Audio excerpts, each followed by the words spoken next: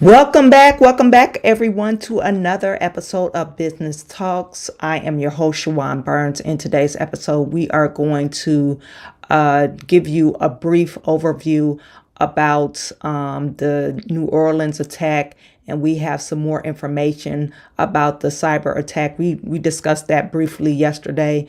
We're going to discuss some similarities and some of we do have some information about the victims, so we'll also talk about that today on another episode of Business Talks. So you guys stay tuned. Something like this. Looks a little bit like I can't miss. Hey, this is what you call a bap. What? This is what you call a bap. Looks a little something like this. Looks a little bit like I can't miss. Hey, this is what you call a bap. What? This is what you call a bap.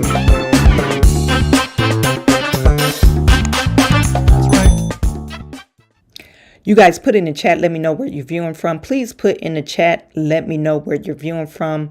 And make sure that you guys put in the chat, I want to make sure that the volume is okay. So let's see who we have in the building. Noble Young, what is good? It's always great to see you. Mannequin is in the building. It's always great to see you. Celeste Hodges is tuning in from Texas. We have Foxy 2 Roxy is in the building. It's always great to see you. I love my ad black tuning in from Germany. It's great to see you. Let's see. Mannequin, are you tuning in from Germany? But I'm not for sure.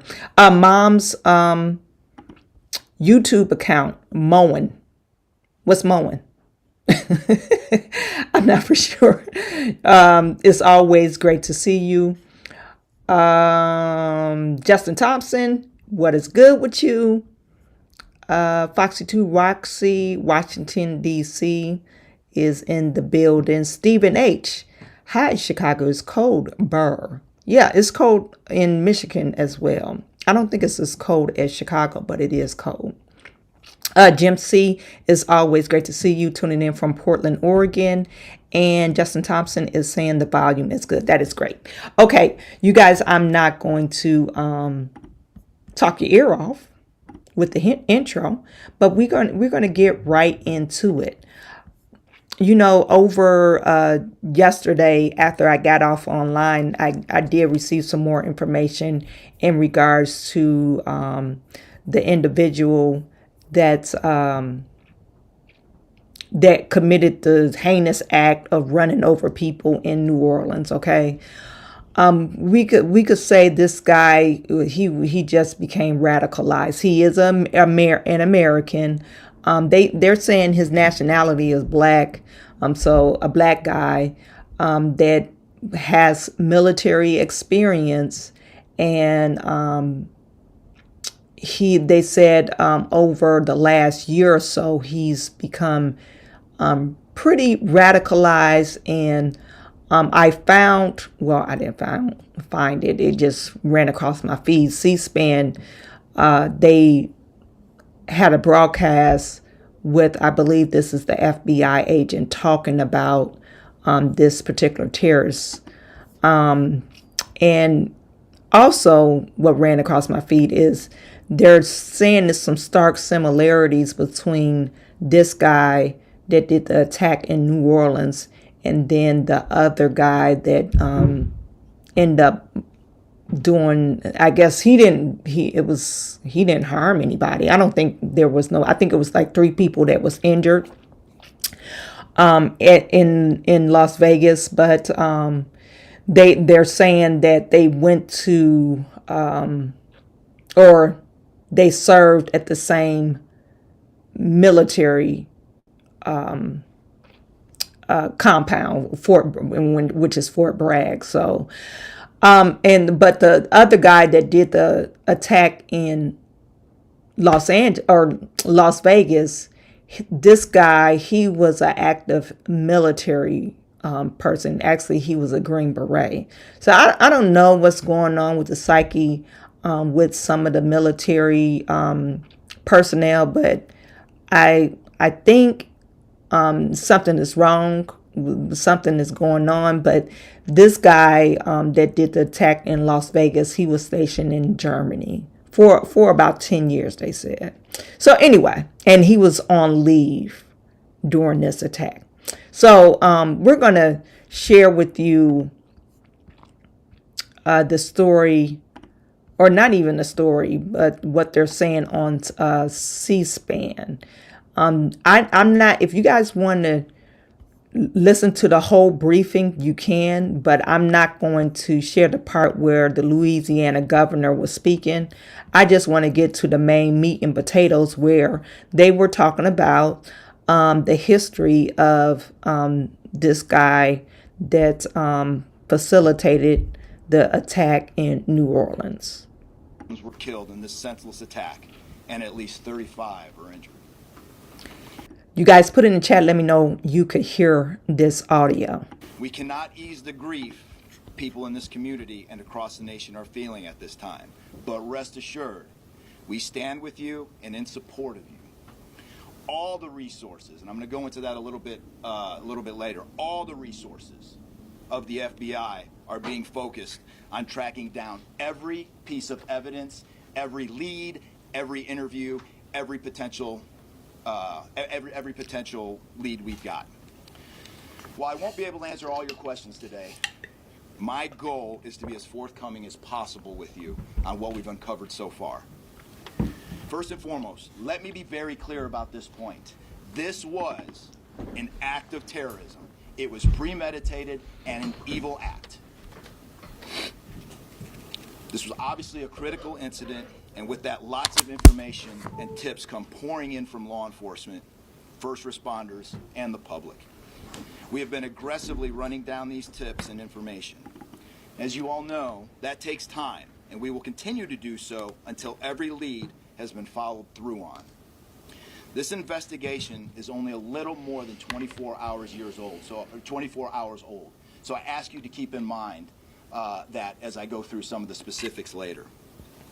But at this point, currently, and this is another fact I want to be clear on, we do not assess at this point that anyone else involved in this attack except for Shamsa Din Jabbar, the subject you've already been briefed on. A little bit about what the FBI is doing. So we are surging people and assets to the area from across the region and across the nation. Special agents in multiple field offices. I want to point out, this guy is different from the other lady that was leading yesterday. Remember, she was a young black girl, and I saw several feeds or posts in regards to the black lady that was heading. She kind of sounded like she was flustered and she didn't really know what was going on. And so first, when she first reported it, they said, oh, we're not treating this as a terrorist attack. Well, why the hell are you there if you're not treating it as a terrorist attack? And then somebody posted, like, why does she have a nose ring in her ear? I thought it was against their policy to have any body piercing or visible body piercings and tattoos in the FBI. So I guess that circulated around, and so she had to take the nose ring out. So that last appearance that we saw her during the press conference, she took out her nose ring. And then, some of the ladies that, even the sheriff, I mean, it's like, I hate to talk bad about women, but, it seemed like you didn't, they were like everywhere when they gave the brief conference. First, they didn't know if this was the suspect that they end up killing, and they didn't know if it was a terrorist attack, and it was a terrorist attack. It was mixed messages between the New Orleans mayor versus what the FBI was saying. And it's like, okay, you guys need to do a powwow before you get on national TV to say things to the public, because all what the public is going to do is say, oh, well, so-and-so said, or this lady that's heading the investigation in the FBI, she said it wasn't a terrorist attack. So it was quite confusing. So I don't know if somebody was complaining about it, or if this is her first exercise or thing that she have dealt with like this. So I guess that's why they brought this guy in. I'm just assuming that's what happened, because why wouldn't we see her again? She was leading the investigation, so why wouldn't she be talking? So anyway, across the country have been deployed and are assisting with potential aspects of this investigation and following up on every lead. Additional teams of special agents, professional staff, and victim specialists continue to arrive to provide more investigative power and assistance to the victims and their families. We have also forward deployed a number of our critical incident response group assets, including members of our hostage rescue team, special agent bomb technicians, and crisis management coordinators. In addition, we have deployed more evidence response technicians to continue to process the various scenes that we have. So far, we have received just over 400 tips from the public, and that information is being followed up on both here in New Orleans and across the country. Some of the tips are here in New Orleans, and there are other tips in other states across the country that we are following up on. The FBI team and our law enforcement partners here are also reviewing hundreds of hours of surveillance and other video from both the French Quarter and other locations. As for a timeline, at this point, investigators believe Jabbar picked up the rented F-150 in Houston, Texas on December 30th. He then drove from Houston to New Orleans on the evening of the 31st, and he posted several videos to an online platform proclaiming his support for ISIS. There were 5 videos posted on Jabbar's Facebook account, which are time-stamped beginning at 1:29 a.m. and the last at 3:02 a.m. In the first video, Jabbar explains he originally planned to harm his family and friends, but was concerned the news headlines would not focus on the, quote, war between the believers and the disbelievers, end quote. Additionally, he stated he had joined ISIS before this summer.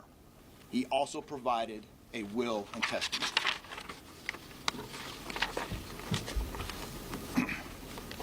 FBI and ATF. FBI, we have a couple different scenes at the location. We have released the scene at Bourbon Street. That scene has been released. We also have a scene off of Mandeville address where we're currently searching that scene right now. FBI and ATF agents have secured that house, and that location is being searched for potential evidence. On New Year's morning, Jabbar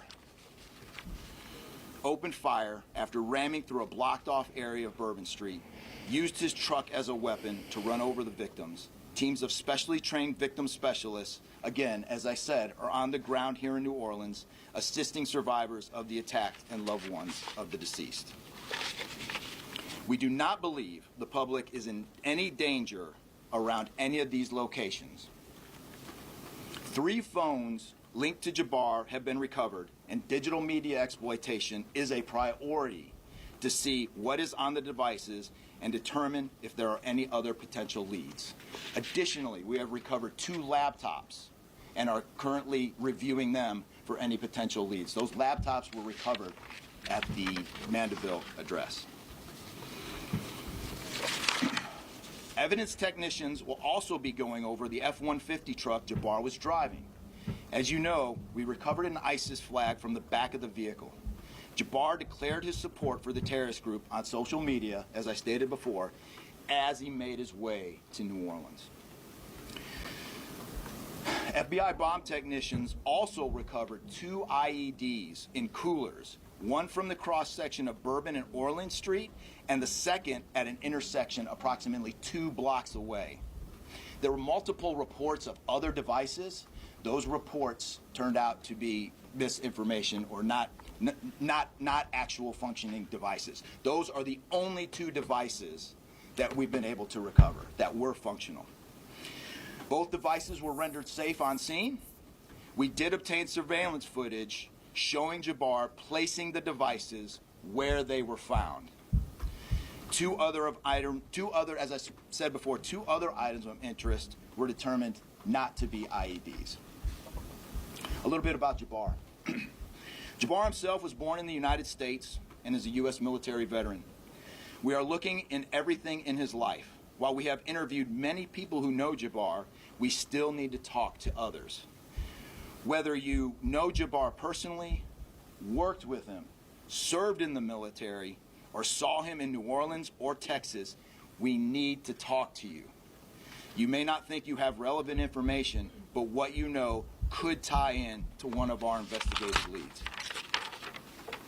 Specifically, we want to talk to anyone who was in the French Quarter on New Year's Eve or early on New Year's Day.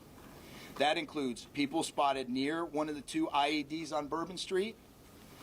The IED was inside a cooler, and many people stopped and looked at the cooler and then continued on their way. Let's be clear, again, we do not believe at this point these people are involved in this incident in any way. We want to speak to them as witnesses and want to know what they saw and when. I went down to the crime scene last night. It is very hard to put into words what it looked like and how difficult it was to see. Anyone with information can call us at 1-800-CALL-FBI or send digital tips to fbi.gov/Bourbon Street attack. Early this morning, evidence response teams finished their work at the crime scene. Bourbon Street has been turned over to the city of New Orleans. As you know, there's also an FBI investigation in Las Vegas. We are following up on all potential leads and not ruling everything out. However, at this point, there is no definitive link between the attack here in New Orleans and the one in Las Vegas. And again, I'll preface everything with what I started with in the beginning, which was this is very early in an investigation like this. Again, our thoughts and prayers are with the victims of this tragedy and everyone impacted across the country.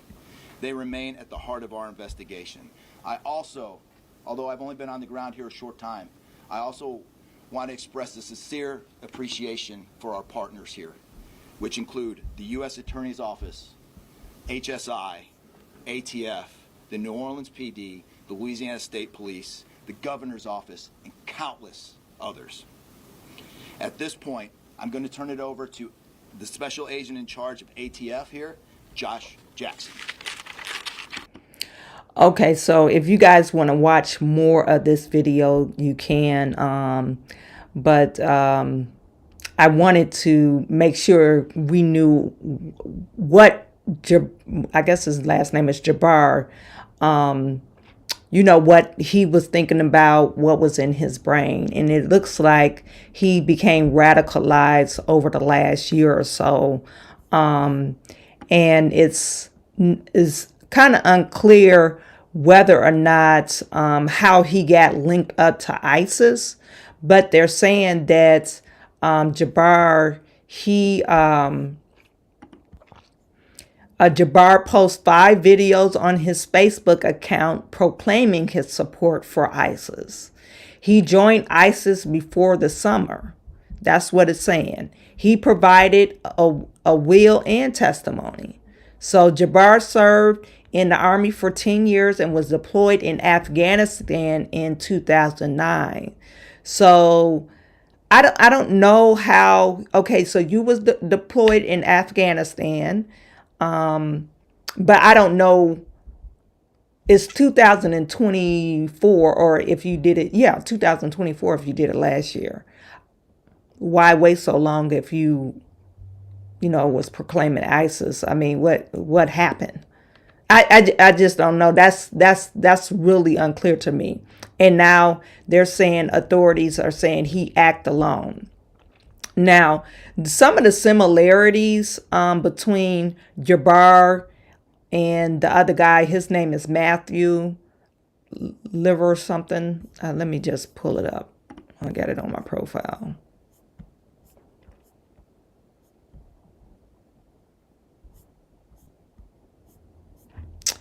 Matthew Livelsberger in Colorado. Okay.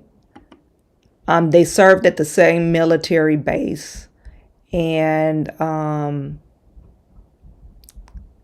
the only other similarity in this is they both rented from Turo, and they acted on the same day. It seemed like Jabbar was trying to make more impact, terrorist impact, than this guy. Okay, so I want to, before I start talking about the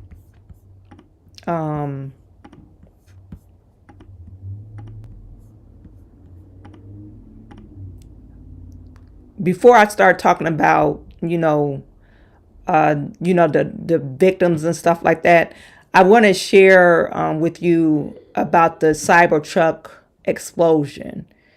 And it's weird because CNN reported this morning saying they don't have any other details about the information. They said the man's name hasn't been released. What do you mean? And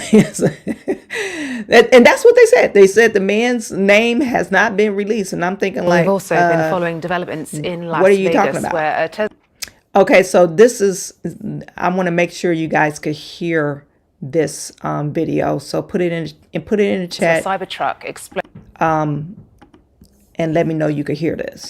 Outside the Trump Hotel on Wednesday morning. Here's the moment police suspect either fireworks or some type of gas tank went off in the bed of the vehicle. The FBI is working to determine whether it was an act of terrorism. Veronica Miracle has more details. Our John Miller is telling us he has spoken to multiple law enforcement officials who say that the driver of the Cybertruck has a military background. Now, law enforcement officials say they know the name of this driver who died in the explosion, but they are not going to be releasing the identity of that driver until they notify the next of kin. We understand that this driver was in Las Vegas for about an hour driving around the Strip before pulling up to Trump Tower before that explosion happened. And authorities say the driver rented the Cybertruck in Colorado via the Turo app before driving down to Las Vegas. Video released by law enforcement shows explosives that were contained inside the truck, which included fireworks, gas tanks, and camping fuel, and all of that was connected to a detonation system that was controlled by the driver. And the sheriff pointed out, which is really incredible, how the Cybertruck actually contained the explosion. The way that it was built forced the explosion to go upwards instead of outwards, which meant that the glass from Trump Tower was not broken, and 7 people nearby were injured, but with minor injuries. All of them are okay. They've all been released from the hospital. The driver did die, and Las Vegas police believe that this was an isolated incident. They are not yet willing to say if this was, in fact, connected to what happened in New Orleans, but it is quite unusual that both the drivers in these incidents rented their cars from Turo.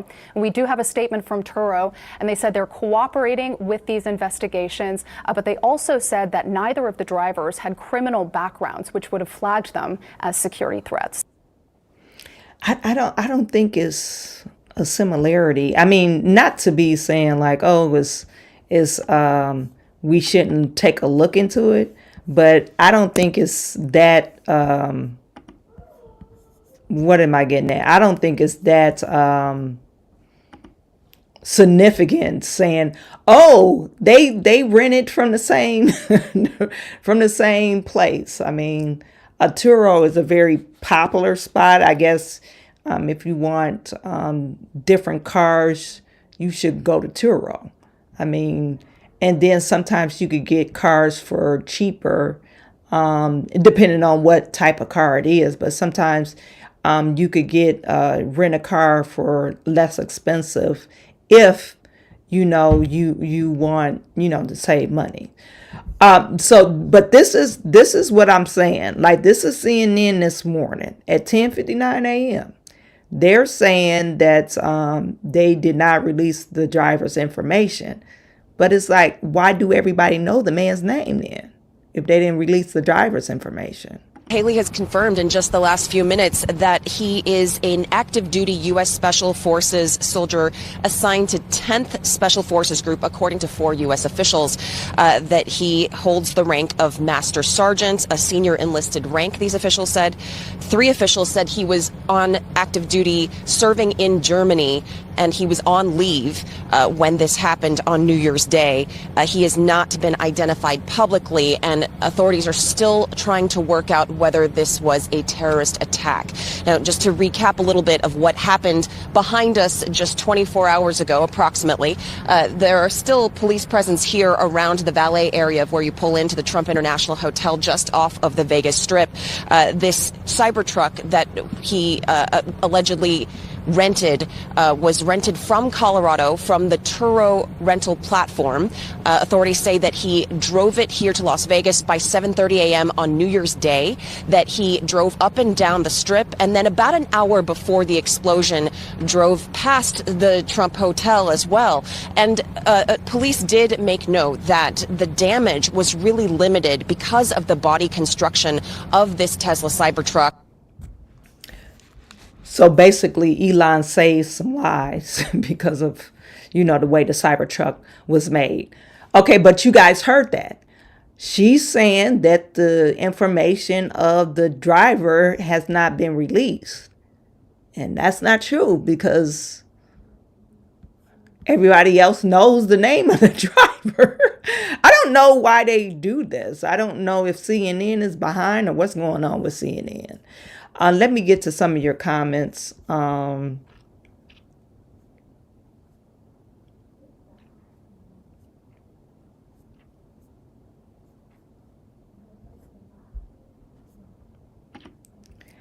Cher is saying it's going to be interesting if they can't figure out why he or the Vegas guy did this. The concert shooter never gave an indication as to why he did that. Or concert shooter. So sad all around. Yeah, I think it's very terrible. It's actually troubling to see that people are facing some type of psychological thing that they want to, take people's lives.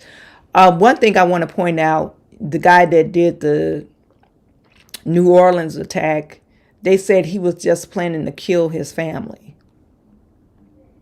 And then I guess on one of the posts on his Facebook saying, oh, well, I got to he didn't want the media to misconstrue of what he was trying to do or what message he was trying to send. What that message is, we don't know. It remains to be seen. Okay, so we don't know what type of message he was trying to send. It's just we're clueless. Creations is saying maybe she forgot to take the ring out before leaving. It was 3:00 in the morning. Leave the sister alone. She's a cutie. I don't care about her being cute. You're speaking of the FBI agent. I think when you take those type of positions, you got to hold yourself at high regard. People hold you at high regards. You got a high bar or high standards that you got to perform. So, and it's not like I'm trying to rag on her. It's just like these are certain ways we don't give grace to other people. Why should we allow grace to our own people? And they represent us. I don't want to see somebody that represent me, and I'm saying me because I'm a Black American. Hey, the sister, she woke up at 3:00 in the morning. I'm pretty sure she used to waking up at 3:00 in the morning. She signed up for the job.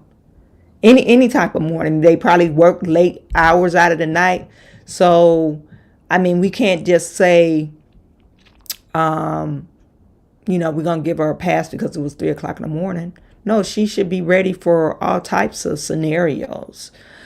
And maybe she was at a party. I give her a pass on that. Maybe she was at a party. But if she was drinking, maybe they should have called somebody else in. So, that's just my own personal opinion. I love my ad block. You saying it was DEI. Shared, the mayor should have said domestic terrorism. The FBI said not terrorism. Semantics, okay. Mannequin is saying, nah, she's supposed to be of a high caliber. She says specific instead of specific. I didn't catch that, but whatever. The Lulu Wokies are dangerous. Is that what you mean at block?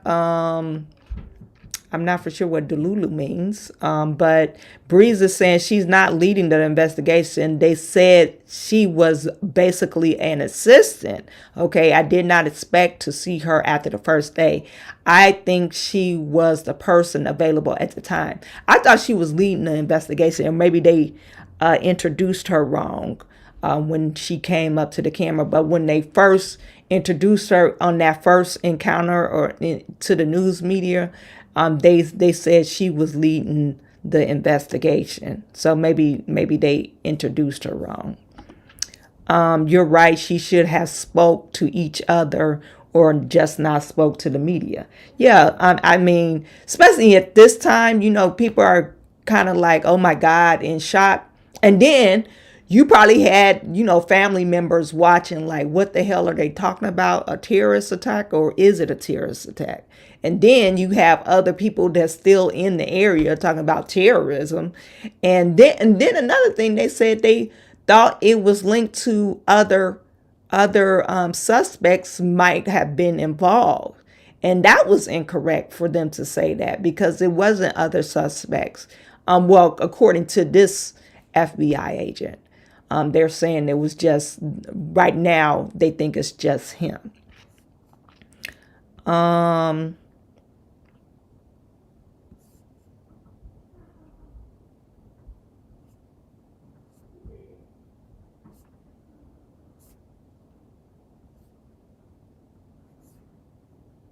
Anyway, Celeste is saying there's a reason for a dress code. All companies require a certain look. Yeah, and especially the FBI. FBI, you just got to wear a blue suit or black suit and a white shirt or white button up.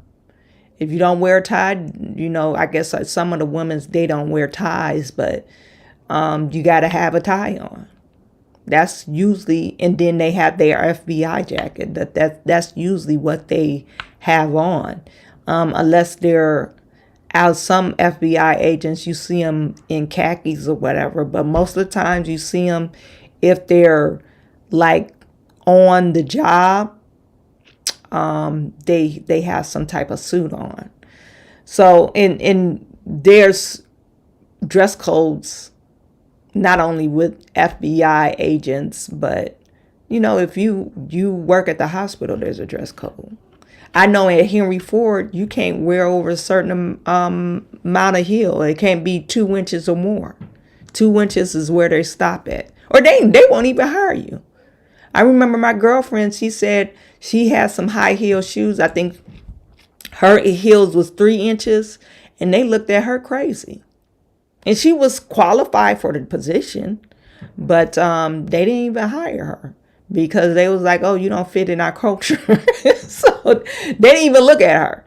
Anyway, let's talk about some of the victims that we know of. You know what? Before I get to that, let's just talk. Let me just share this post with you.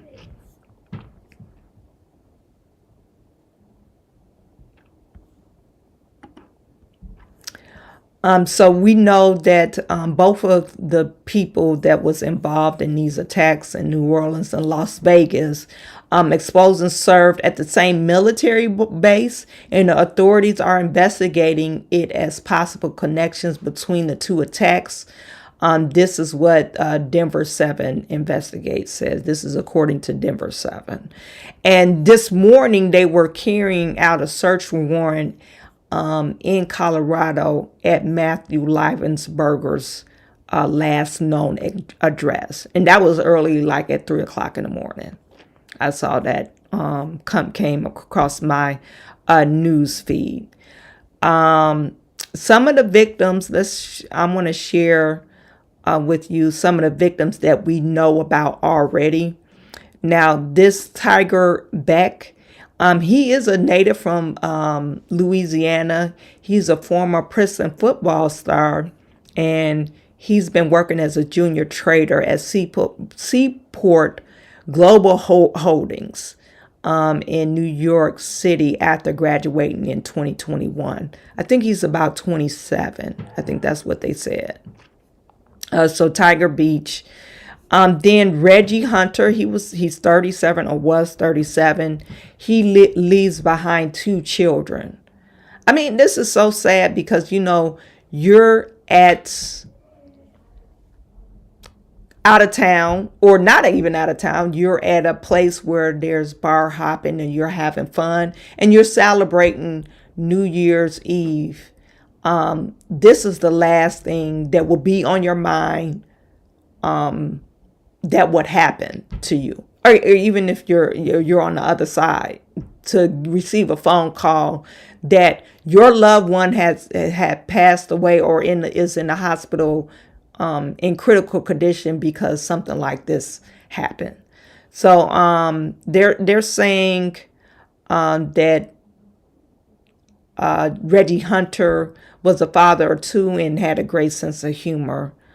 And that's what they wrote on his Facebook post. This is so sad. Kareem Badawi, he was a current student of University of Alabama. And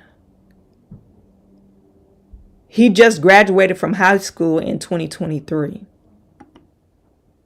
That's this young man. Herbert Gathro, I think I'm pronouncing that name right. He was 21 as well. So young kid. Graduated from Arch. Well, he was 21. This kid probably wasn't even supposed to be down there. So he had to be like 19 if he just graduated. 19, 20 maybe. Anyway, Herbert, he was 21. He just graduated in 2021 in New Orleans at Archbishop Shaw High School. That's according to the Post. These are young kids. Young kids that lost their life. This guy was only 25. Matthew Tendadorio.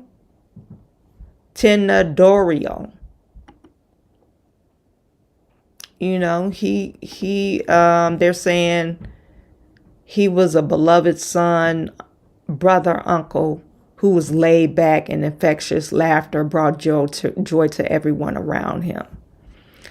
Nicole Perez, 27, she leaves behind a 4-year-old son. And how we know these individuals passed away because they posted up on their Facebook account. And then some of the news media confirmed that these individuals were the victims of the attack. Nakira,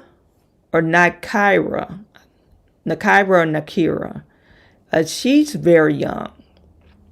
Aspiring nurse. And they said she was scheduled to attend the nursing program starting on January the 13th at Blue Cliff College.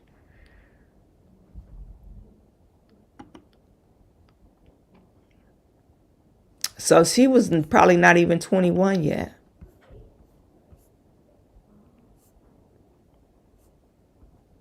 So those are the individuals that I was able to find out about. And we're going to send our hearts and prayers for their family. You guys, I noticed on some of the posts, they did say they have a GoFundMe account. And when I get all the information, I'll post it up on my YouTube channel of all the if you guys want to donate. Okay. It's very sad. It's heartbreaking. It's very heartbreaking.